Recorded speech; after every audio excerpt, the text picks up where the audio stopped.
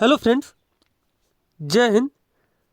जैसे कि हम लोगों ने आने वाले सीटेट एग्ज़ाम के लिए सीटेट पेपर 2 के लिए साइंस की सीरीज स्टार्ट किया था हम लोगों ने, जिसमें से 2011 से 2024 के बीच में जितने भी एग्ज़ाम हुए हैं 2011 से लगाकर 2024 तक के, उन सभी के हम लोग प्रीवियस ईयर क्वेश्चन सॉल्व कर रहे थे और उससे संबंधित जितने नए क्वेश्चन बन सकते हैं वो भी हम लोग कंप्लीट करते जा रहे थे।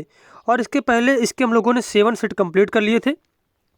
आज सेट 8 कंप्लीट करेंगे, जिसमें से हम लोग 20 मोस्ट इंपॉर्टेंट क्वेश्चन पढ़ेंगे, क्योंकि जो सेटेट का एग्जाम होता है उसमें साइंस के 20 क्वेश्चन होते हैं कंटेंट के और 10 क्वेश्चन होते हैं पेडागॉजी के। तो पेडागॉजी वाला पार्ट जो है हम लोग अलग से स्टार्ट करेंगे। इसमें से कंटेंट के जो है साइंस के हम लोग 20 क्वेश्चन कंप्लीट करेंगे और सारे प्रीवियस ईयर क्वेश्चन होंगे और उनसे संबंधित जो क्वेश्चन भी बन सकते हैं वो भी हम लोग कंप्लीट करते जाएंगे। तो जिन लोगों ने पिछला वीडियो देखा है हमारा, तो हमारे 80 क्वेश्चन हो गए थे, कंप्लीट हो गए थे। अब 81 क्वेश्चन से हमें पढ़ना है, लेकिन ये क्वेश्चन फिर से हम लोग देखते हैं एक बार। अब यहाँ पे दिया गया है कि सिराओं के विषय में नीचे दिए गए कथनों पर विचार कीजिए। सिराएं CO2 समृद्ध रुधिर को शरीर के सभी भागों से वापस हृदय में ले जाती हैं। तो बिल्कुल सही कथन दिया गया है कि सिराएं जो होती हैं CO2 समृद्ध रुधिर को शरीर के सभी भागों से वापस हृदय में ले जाती हैं। सिराओं की भित्तियाँ मोटी होती हैं। गलत हो जाएगा, क्योंकि सिराओं की भित्तियाँ क्या होती हैं, पतली होती हैं और उनमें क्या होते हैं, वाल्व होते हैं। उसके बाद तीसरा बताया गया है, सिराओं में ऐसे वाल्व होते हैं जो रुधिर को केवल हृदय की ओर ही प्रवाहित होने देते हैं। तो यहाँ पे तीसरा भी सही दिया गया है, सिराओं में ऐसे वाल्व होते हैं जो रुधिर को केवल हृदय की ओर ही प्रवाहित होने देते हैं। तो यहाँ पे पहला कथन और तीसरा कथन सही दिया गया है। तो इसके अनुसार हमारा डी ऑप्शन करेक्ट हो जाएगा। फर्स्ट और थर्ड नंबर यहाँ पे सही दिए गए हैं। उसके बाद नेक्स्ट क्वेश्चन हमारा यहाँ पे है, अगला क्वेश्चन दिया गया है, ए मुख्य ग्रंथि कहलाता है क्योंकि वह बी व सी थायराइड और अधिवक्र ग्रंथियों से हार्मोन के स्त्राव को नियंत्रित करता है। ए हार्मोन डी को भी स्रावित करता है, जिसका उत्पादन किशोरावस्था में ई जाता है। तो A B C D E क्रमशः क्या होंगे? तो यहाँ पे हमें A B C D E जो ऑप्शन दिए गए हैं तो इनमें से हमें भरना है। तो यहाँ पे सही ऑप्शन क्या हम भरेंगे? तो जैसे कि बात की जाए कि मुख्य ग्रंथि किसे कहा जाता है, तो मुख्य ग्रंथि कहा जाता है पीयूष ग्रंथि को। जैसे कि यहाँ पे पीयूष है, यहाँ पे पीयूष है, तो ये दोनों ऑप्शन तो कट जाएंगे। अब इन्हीं दो ऑप्शन में हमें देखना कौन सही होगा। ए मुख्य ग्रंथि कहलाता है, तो यहाँ पे भर देंगे हम लोग पीयूष जो है मुख्य ग्रंथि कहलाता है, क्योंकि वह बी और सी अग्नाशय या फिर अर्धचेतक भरेंगे या फिर अंडाशय एवं वृषण भरेंगे। तो यहाँ पे भरेंगे बी में अंडाशय, सी में वृषण, क्योंकि वह अंडाशय और वृषण और थायराइड और अधिवक्र ग्रंथियों से हार्मोन के स्त्राव को नियंत्रित करता है। उसके बाद एक जगह पे फिर भरेंगे हम लोग पीयूष हार्मोन डी को, मतलब हार्मोन डी की जगह पे भरेंगे हम लोग क्या, वृद्धि। हार्मोन वृद्धि को भी स्रावित करता है, जिसका उत्पादन किशोरावस्था में बढ़ जाता है। तो यहाँ पे इस क्वेश्चन के अनुसार हमारा डी विकल्प सही दिया गया है। ए वाले ऑप्शन में हम भर देंगे पीयूष, बी वाले में अंडाशय, सी वाले में वृषण, डी यहाँ से फिर भरेंगे पीयूष और डी वाले में वृद्धि और ई वाले में हम लोग भर देंगे बढ़ जाता है। तो डी ऑप्शन हमारा यहाँ पे करेक्ट हो जाएगा। अब जैसे कि यहाँ पे बताया गया है, पीयूष ग्रंथि को मास्टर ग्लैंड कहा जाता है, क्योंकि यह अन्य भागों या और अंगों और अंतःस्रावी ग्रंथियों को हार्मोन उत्पादन को दबाने या प्रेरित करने के लिए निर्देशित करती है। तो यहाँ पे मोस्ट इंपॉर्टेंट पॉइंट ये याद रखना है कि मास्टर ग्लैंड या फिर मास्टर ग्रंथि किसे कहते हैं, तो पीयूष ग्रंथि को कहा जाता है। अगला क्वेश्चन है, कवक के संदर्भ में निम्न में से कौन से कथन सत्य हैं? वे पौधे हैं, बिल्कुल सही दिएगा। कवक भी एक प्रकार के पौधे होते हैं। वे प्रकाश संश्लेषण की प्रक्रिया संपन्न नहीं कर सकते, ये भी सही है कि कवक जो होते हैं प्रकाश संश्लेषण की प्रक्रिया नहीं कर पाते हैं।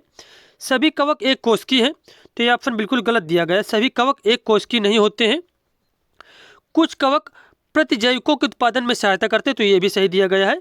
कुछ कवक जो होते हैं प्रतिजैविकों के उत्पादन में सहायता करते हैं। तो यहाँ पे पहला, दूसरा और चौथा ऑप्शन सही दिया गया है। तो इसके अनुसार बी विकल्प सही हो जाएगा, फर्स्ट, सेकंड और फोर्थ वाला जिसमें दिया गया है। अब जैसे कि यहाँ पे बताया गया है, कवक पौधे होते हैं, ये प्रकाश संश्लेषण की प्रक्रिया संपन्न नहीं कर सकते हैं। कुछ कवक प्रतिजैविकों के उत्पादन में सहायता कर सकते हैं। सभी कवक एक कोशिकीय नहीं होते हैं। अब बात की जाए कवक या फंगस की, ये जीवों का एक विशाल समुदाय है जिसे साधारणतः वनस्पतियों के समान समझा जाता है। इनके अध्ययन को कवक विज्ञान या फिर माइकोलॉजी कहते हैं। सभी कवक पर्णहरित विहीन होते हैं, अतः ये अपना भोजन स्वयं नहीं बनाते हैं बल्कि विविध पोषी होते हैं। कुछ एंटीबायोटिक्स मुख्य रूप से कवकों से बनाए जाते हैं, जैसे कि पेनिसिलिन, स्ट्रेप्टोमाइसिन, नियोमाइसिन और टेरामाइसिन आदि।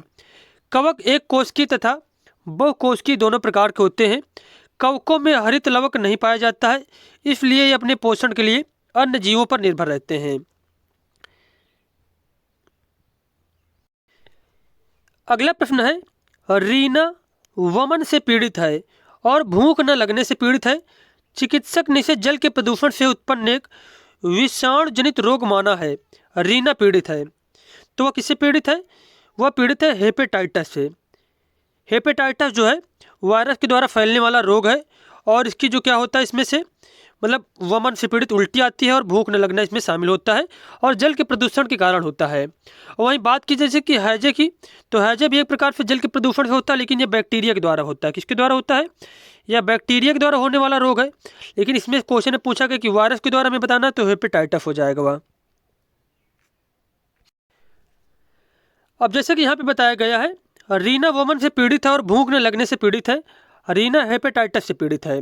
हेपेटाइटिस मूल रूप से लीवर की बीमारी होती है जो वायरल इन्फेक्शन के कारण होती है। इसके लक्षणों में त्वचा और आंखों का पीला पड़ जाना, अत्यधिक थकान, वोमिटिंग अर्थात उल्टी होना, सूजन, भूख कम लगना, वजन का घटना शामिल है। अगला क्वेश्चन यहाँ पे दिया गया है, निम्न कथनों को पढ़िए और सही विकल्प का चुनाव करिए।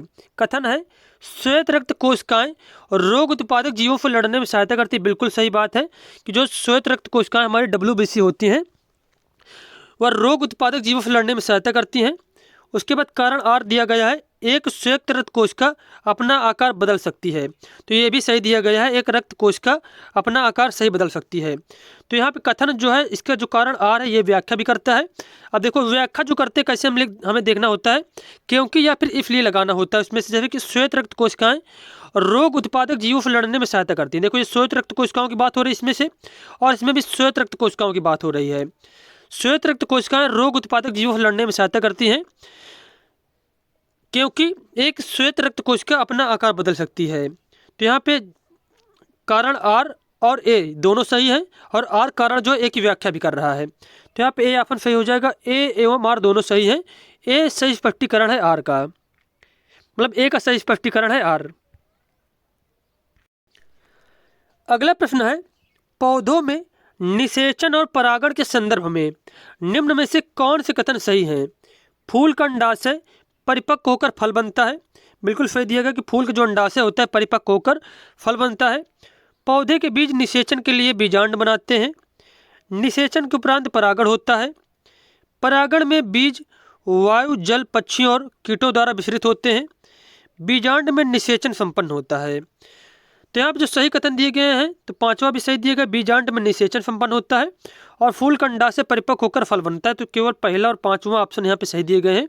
तो इसके अनुसार ए ऑप्शन हमारा सही हो जाएगा, फर्स्ट वाला और पांचवा जो दिया गया है कथन वो सही दिए गए यहाँ पे।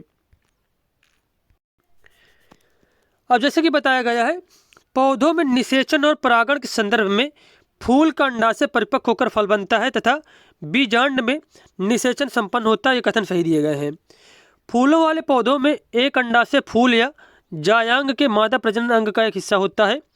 निषेचन के बाद एक फूल के अंडाशय से एक वास्तविक फल बनता है। पुष्प का मादा अंग अंडप या फिर कार्पेल कहलाता है। यह पौधे के मादा युग्मकों या अंड कोशिकाओं को बनाने में मदद करता है और बीजांड में पाया जाता है। नर युग्मक मादा युग्मक से निषेचन करता है। निषेचित अंड कोशिकाएं बीजांड में विकसित होती हैं और बीज बन जाती हैं। अगला क्वेश्चन है, निम्न कथनों को पढ़िए और सही विकल्प का चुनाव करिए। कथन ए दिया गया है, गाजर के पौधे की पत्तियों में जालिका रूपी शिरा विन्यास है। अब यहाँ पे कथन क्या दिया गया है कि गाजर के पौधे की पत्तियों में जालिका रूपी शिरा विन्यास है। कथन S1 है इसमें से, जिन पौधों में मूफला जड़ होती है उनकी पत्तियों में जालिका रूपी शिरा विन्यास होता है। उसके बाद F2 दिया गया, रेशेदार जड़ों वाले पौधों की पत्तियों में जालिका रूपी शिरा विन्यास होता है। F3 दिया गया जड़ों के प्रकार एवं पत्तियों के शिरा विन्यास में कोई संबंध नहीं है। तो थर्ड ऑप्शन बिल्कुल गलत दिया गया है, जड़ों के प्रकार एवं पत्तियों के शिरा विन्यास में संबंध होता है। और F2 भी कथन बिल्कुल गलत दिया गया कि रेशेदार जड़ों वाले पौधों की पत्तियों में जालिका रूपी शिरा विन्यास नहीं होता, जबकि इनमें से समानांतर शिरा विन्यास होता है। और यशवन कथन सही दिया गया इसमें से, जिन पौधों में मूसला जड़ होती है उनकी पत्तियों में जालिका रूपी शिरा विन्यास होता है। तो यहाँ पे ये जो कथन ए दिया गया है कि गाजर के पौधे की पत्तियों में जालिका रूपी शिरा विन्यास है।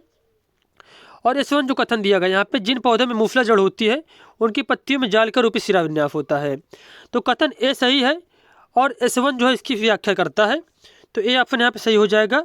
ए एवं S1 सही है, ए का समर्थन S1 करता है। अब जैसे कि यहाँ पे बताया गया है, गाजर के पौधे की पत्तियों में जालिका रूपी शिरा विन्यास है। जिन पौधों में मूसला जड़ होती है उनकी पत्तियों में जालिका रूपी शिरा विन्यास होता है। और जिनकी जो है मूसला जड़ नहीं होती, रेशेदार जड़ होती है, तो उनका जो शिरा विन्यास होता है समांतर होता है। कैसा होता है? समांतर शिरा विन्यास होता है। उसके बाद बताएगा अपस्थानिक जड़ के बारे में। यहाँ पे इस जड़ तंत्र में प्राथमिक जड़ छोटी तथा अल्प विकसित रह जाती है और महीन एवं पतली रेशेदार जड़ों का गुच्छा मूलांकुर एवं प्रांकुर के आधारी भाग से बढ़ता है, जड़ तंत्र कहलाता है। इसमें जड़ें छोटी, कम शाखित, सतही और क्षैतिज रूप में फैली होती हैं। और मूसला जड़ की बात की जाए, इस जड़ तंत्र का परिवर्धन मूलांकर से होता है, जिसकी वृद्धि द्वारा प्राथमिक जड़ बनती है। यह जड़ निरंतर वृद्धि करती है तथा इसमें पार्श्वी जड़ें निकलती हैं। अगला क्वेश्चन दिया गया है, मानव नेत्र के भाग एवं उसके प्रकार को निम्न में से कौन सा मिलान सेट सही रूप से दर्शा रहा है। जैसे कि यहाँ पे कार्निया दिया गया, तो कार्निया का क्या कार्य होता है? कार्निया का कार्य होता है प्रकाश को केंद्रित करने में मदद करती है तथा आँख की रक्षा करती है। उसके बाद बात की जाए परितारिका का क्या कार्य होता है? नेत्र में प्रवेश करने वाले प्रकाश की मात्रा को नियंत्रित करता है। बात की जाए यहाँ पे पुतली की, तो पुतली का कार्य क्या होता है? पुतली का कार्य होता है इससे प्रकाश नेत्र में प्रवेश करता है। उसके बाद है दृष्टिपटल। दृष्टिपटल का कार्य क्या होता है? दृष्टिपटल का कार्य होता है प्रतिबिंब के लिए स्क्रीन का कार्य करता है। और पश्चाभ पेशी जो होती है वो लेंस को सही स्थिति में रखती है। तो यहाँ पे इसके अनुसार हमारा बी ऑप्शन बिल्कुल ही सही दिया गया है। फिर से एक बार देखते हैं, यहाँ पे नेत्र के भाग दिया गया है, इधर प्रकार दिया गया है। जो कार्निया होता है, कार्निया का कार्य होता है प्रकाश को केंद्रित करने में मदद करती है तथा आँख की रक्षा करती है। परितारिका नेत्र में प्रवेश करने वाले प्रकाश की मात्रा को नियंत्रित करता है। पुतली इससे प्रकाश नेत्र में प्रवेश करता है। दृष्टिपटल प्रतिबिंब के लिए स्क्रीन का कार्य करता है। पश्चमाभी पेशी लेंस को सही स्थिति में रखती है। अगला क्वेश्चन है, निम्नलिखित में से जीवों का वह युग्म चुनिए या फिर पहचानिए जो द्विविखंडन द्वारा प्रजनन करता है। Hydra cockroach, east amoeba, amoeba paramecium, hydra और ईस्ट। तो यहाँ पे सही आंसर हो जाएगा अमीबा और पैरामीशियम जो है वह द्विखंडन द्वारा प्रजनन करते हैं। अब जैसे कि बताया गया है, अमीबा पैरामीशियम द्विखंडन द्वारा प्रजनन करते हैं। द्विखंडन क्या है? द्विखंडन में जनक जीव विखंडित अथवा विभाजित होकर दो नए जीवों को उत्पन्न करता है, जैसे कि अमीबा, पैरामीशियम, लेशमेनिया जैसे जीव इस विधि द्वारा प्रजनन करते हैं। अब देखो यहाँ पे बताया गया है, जैसे कि एक ये क्या है, पूरा अमीबा है, ठीक है, एक ये अमीबा है, फिर ये क्या, एक अमीबा जो ये है तो टूटकर किस प्रकार हो जाता है, इस प्रकार परिवर्तित होगा। कुछ समय देखो फिर से देखते हैं यहाँ पे इसको इस प्रकार, जैसे कि एक ये अमीबा है, ठीक है, तो ये कुछ समय बाद इस प्रकार परिवर्तित होगा, फिर उसके बाद इस प्रकार परिवर्तित होगा, फिर उसके बाद इसमें से दो पार्ट दिखाई देने लगेंगे और फिर इस प्रकार ये जो है दो पार्ट में टूट जाता है। तो इस प्रकार जो है द्विविखंडन के द्वारा यह अपना प्रजनन करता है। जैसे कि अमीबा हो गया, पैरामीशियम और लेशमेनिया यही विधि अपनाते हैं। अब अगला प्रश्न है, नीचे दी गई तालिका 3 मानवीय रोगों का मिलान उनके रोग कारक सूक्ष्म जीवों और संचरण के तरीकों से करती है। तालिका में कुछ प्रविष्टियाँ एक्स, वाई और जेड के रूप में चिन्हित की गई हैं। एक्स, वाई, जेड को क्रमशः नीचे लिखे किन पदों से प्रतिस्थापित करने से तालिका सही तरीके से पूरी हो जाएगी। इधर मानव रोग दिया गया है, इधर रोग कारक सूक्ष्म जीव और इधर संचरण का तरीका। जैसे कि टाइफाइड है तो टाइफाइड किसके द्वारा फैलता है, जीवाणु के द्वारा फैलता है। और संचरण का तरीका क्या होता है, तो फैलता है जल के द्वारा। किसके द्वारा, जल के द्वारा फैलता है। उसके बाद है कि खफरा है, तो खफरा किसके द्वारा फैलता है, वायरस के द्वारा फैलता है। और माध्यम का होता है वायु होता है, तो यहाँ पे वायरस भर देंगे हम लोग, वायरस हो जाएगा यहाँ पे। उसके बाद डेंगू जो है, तो डेंगू जो होता है प्रोटोजोआ के द्वारा फैलता है और मच्छर के द्वारा।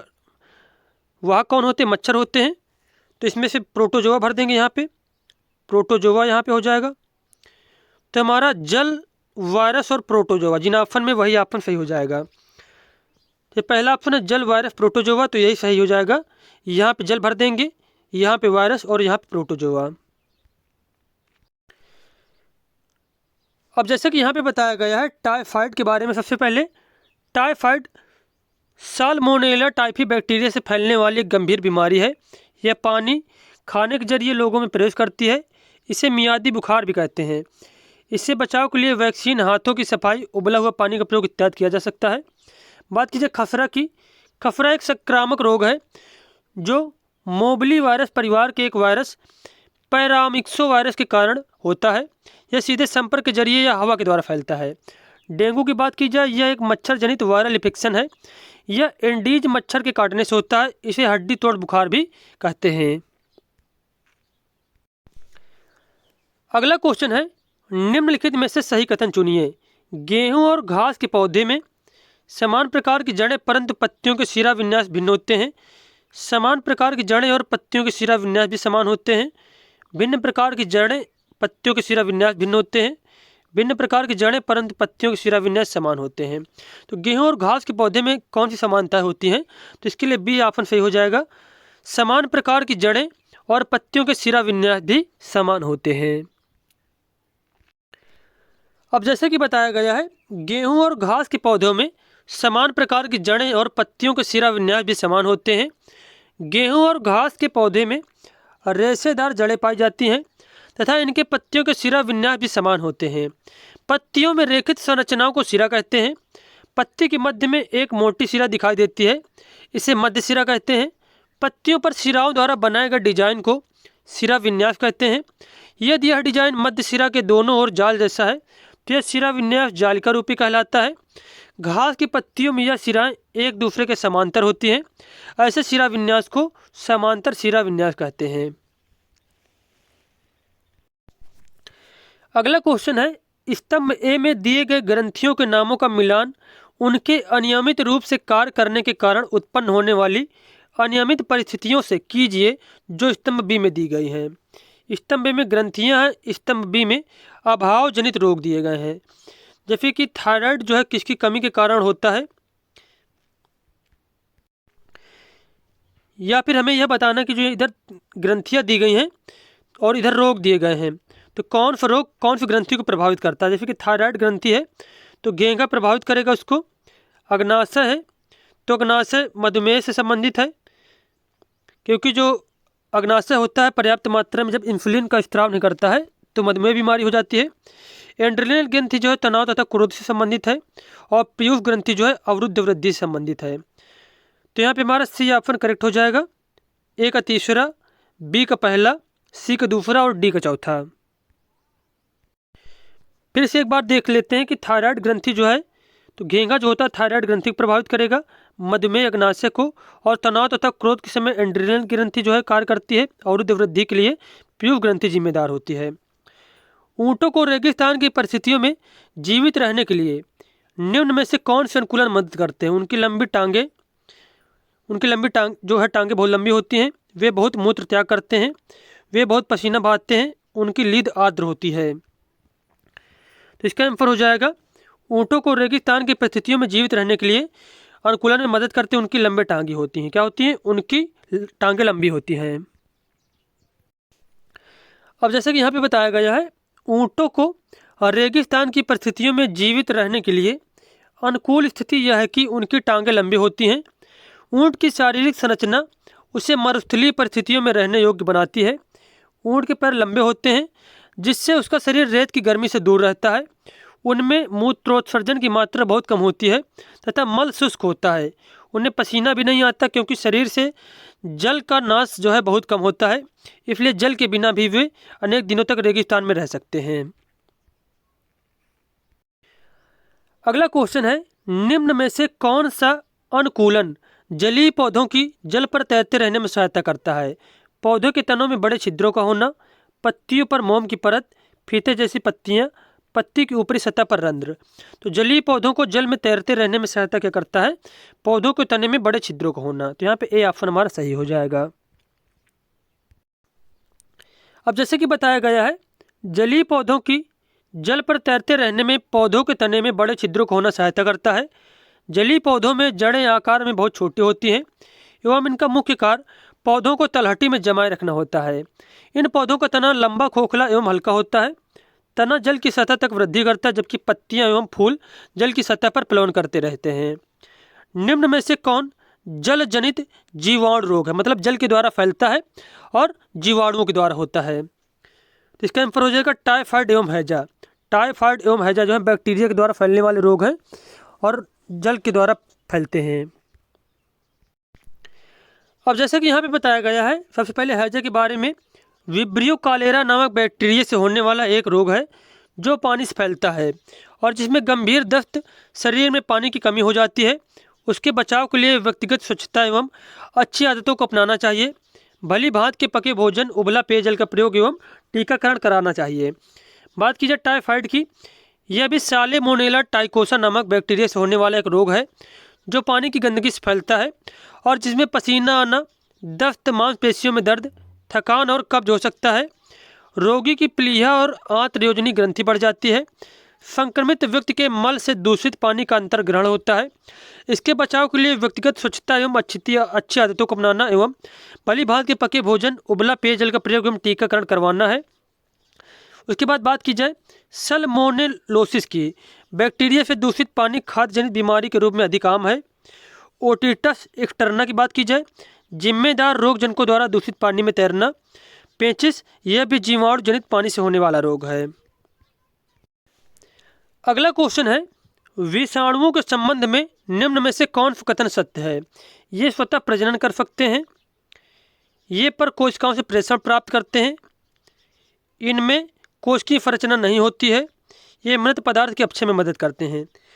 जैसे कि ये स्वतः प्रजनन नहीं कर सकते हैं, ये मृत पदार्थ के अपक्षय में मदद करते हैं, तो ये भी ऑप्शन गलत है। ए और डी ऑप्शन यहाँ पे गलत दिए गए हैं, जबकि बी और सी सही दिए गए हैं। ये पर कोशिकाओं मतलब दूसरी कोशिकाओं से पोषण प्राप्त करते हैं, इनमें कोशिकीय संरचना नहीं होती है। तो इसके अनुसार बी और सी ऑप्शन यहाँ पे सही हो जाएगा। अब जैसे कि यहाँ पे विषाणु के संबंध में निम्नलिखित कथन सत्य हैं। ये पर कोशिकाओं से पोषण प्राप्त करते हैं, इनमें कोशिकीय संरचना नहीं होती है। विषाणु अकोशिकीय अति सूक्ष्म जीव है। ये न्यूक्लियो अम्ल और प्रोटीन से मिलकर गठित होते हैं। इन्हें क्रिस्टल के रूप में इकट्ठा किया जा सकता है। शरीर के बाहर तो ये मृत समान होते हैं, परंतु शरीर के अंदर जीवित हो जाते हैं। विषाणु किसी जीवित परपोषी के अंदर रहना प्रजनन करते हैं, अंदर रहकर प्रजनन करते हैं। ये सजीव और निर्जीव के मध्य की कड़ी है। तो ये सारे पॉइंट आपको वायरस के बारे में याद रखने हैं। अगला क्वेश्चन है, निम्न सारणी में दी गई सूचना के आधार पर कोशिका के प्रकार की पहचान कीजिए। मानवों में पाया जाता है लेकिन उसमें केंद्रक नहीं होता है। तो बात किसकी की जा रही है? ये बात की जा रही है आरबीसी की। आरबीसी की मानवों में पाया जाता है लेकिन उसमें केंद्रक नहीं होता है। एक वृहत रिक्तिका है। तो प्याज की झिल्ली जो होती है एक वृहत रिक्तिका होती है। कोई कोशिका भित्ति नहीं है। जो गॉल कोशिका होती है इसमें से कोई कोशिका भित्ति नहीं है। सेम के आकार का है और युग्म में पाया जाता है। तो वह होता है द्वार कोशिका। दोनों ओर से अनावृत नली के समान है, तो वह होती जाइलम कोशिका। तो इसके अनुसार यहाँ पे हमारा बी ऑप्शन करेक्ट हो जाएगा। फिर से देखते हैं, मानवों में पाया जाता है लेकिन उसमें केंद्रक नहीं होता, वो हो गए आरबीसी। एक वृहत रिक्तिका है, प्याज की झिल्ली की कोशिका। कोई कोशिका भित्ति नहीं है, गाल कोशिका। सेम के आकार का है और युग्मों में पाया जाता है, द्वार कोशिका। दोनों ओर से अनावृत नली के समान है, जाइलम कोशिका। अगला क्वेश्चन है, पौधों का मादा जननांग। पौधों का मादा जननांग क्या कहलाता है? स्त्री क्रेसर कहलाता है। इसके 3 भाग जिसमें मुख्यतः वाई परागणों के लिए ग्रहणशील सतह है और जेड में निषेचन होता है। तो यहाँ पे हमें क्या भरना है, एक्स वाई जेड में। तो पौधा का जो मादा जननांग होता है इसे कहते हैं स्त्री केसर। इसके 3 भाग है जिसमें मुख्यतः जो वर्तिकाग्र होता है, वाई में भरेंगे वर्तिकाग्र, परागकणों के लिए ग्रहणशील सतह है और में निषेचन होता है। किस में निषेचन होता है, तो बीजांड में निषेचन होता है। इसके अनुसार ए वाला विकल्प सही हो जाएगा, स्त्री केसर, वर्तिकाग्र और बीजांड। जैसे कि बताया गया है, पुष्प पादप के जनन अंग होते हैं। पुष्प क्या होते हैं, पादप के जनन अंग होते हैं। पुंकेसर नर जनन अंग और स्त्री केसर मादा जनन अंग है। पराग कोश में परागकण होते हैं जो नर युग्म को बनाते हैं। स्त्री केसर में वर्तिकाग्र, वर्तिका और अंडाशय होते हैं। अंडाशय में एक या अधिक बीजांड होते हैं। मादा युग्मक अथवा अंड का निर्माण बीजांड में होता है। लैंगिक जनन में नर और मादा युग्मन से युग्मनज बनता है। अगला प्रश्न हमारा है, निम्न कथनों को पढ़िए और सही विकल्प चुनिए। रेगिस्तानी पौधों में रंध्र प्रायः पत्तियों की सतह और गुद्देदार तना पर उपस्थित होते हैं। पत्तियों में रंध्र की स्थिति पौधों में वाष्पोत्सर्जन की दर को प्रभावित करती है। यहाँ पे कुछ मिसप्रिंट हो गया, जैसे कि ये जो कथन दिया गया है ये कथन ए हो जाएगा और कारण यहाँ पे आर हो जाएगा। ठीक है, जैसे कि रेगिस्तान पौधों में रंध्र प्रायः पत्तियों की सतह और गुद्देदार तनों पर उपस्थित होते हैं, तो बिल्कुल गलत हो जाएगा। पत्तियों में रंध्र की स्थिति पौधों में वाष्पोत्सर्जन की दर को प्रभावित करती है, ये यहाँ पे सही दिया गया है। इसके अनुसार ए गलत है, आर सही है। तो यहाँ पे डी ऑप्शन सही है, आर सही किंतु ए गलत है। और जैसे कि यहाँ पे बताया गया है, कथन ए गलत है जबकि आर सही है, क्योंकि रेगिस्तानी पौधे पत्तियों या तनों पर पतले मोमी उपत्वचा और रेजिन सतह वाले होते हैं। इन पौधों की कांटेदार प्रवृत्ति इनको तेज गर्मी में भी खड़ा रखती है। बहुत अधिक संख्या में कांटेदार सतह वाष्पोत्सर्जन को कम करने में सहायक होती है। रेगिस्तानी पौधों के कांटे और बाल जैसे रेशे उन्हें छाया प्रदान कर सूर्य की गर्मी से बचाते हैं। अगला क्वेश्चन है, थायराइड ग्रंथि के उपयुक्त कार्य के लिए ए की आवश्यकता होती है। तो थायराइड ग्रंथि की उपयुक्त कार्य के लिए किसकी आवश्यकता होती है, आयोडीन की आवश्यकता होती है और उसकी कमी भी उत्पन्न करती है। तो उसकी कमी जो है गलकंड नामक बीमारी उत्पन्न करती है। यह एक विशेष क्षेत्रीय अभाव जनित रोग है जो कि प्रायः सी में भर देंगे पर्वतीय क्षेत्रों में रहने वाले लोगों में होता है। ए का अभाव बच्चों में डी उत्पन्न करता है और ए की कमी से, आयोडीन की कमी से बच्चों में जो मानसिक मंदन नामक बीमारी हो जाती है। तो यहाँ पे हमें देखो और कुछ देखने की जरूरत नहीं थी, डी ऑप्शन सही हो जाएगा क्योंकि यहाँ पे ए ऑप्शन से ही सारे आंसर आ जाएंगे। तो यहाँ पे क्या भरेंगे, थायराइड ग्रंथि के उपयुक्त कार्य के लिए आयोडीन की आवश्यकता होती है, ए में भरेंगे और उसकी कमी गलकंड उत्पन्न करता है। यह एक विशेष क्षेत्रीय अभाव जनित रोग है जो कि पर्वतीय क्षेत्रों में रहने वाले लोगों को होता है और ए आयोडीन का अभाव बच्चों में मानसिक मंदन भी उत्पन्न करता है। उसके बाद क्वेश्चन हमारा है, निम्न में से कौन सी ग्रंथियां मानवों में युग्मों में पाई जाती हैं। तो युग्मों में पाई जाने वाली ग्रंथियां इनमें से अधिवृक्क और अवट ग्रंथि। तो यहाँ पे ए ऑप्शन हमारा सही हो जाएगा।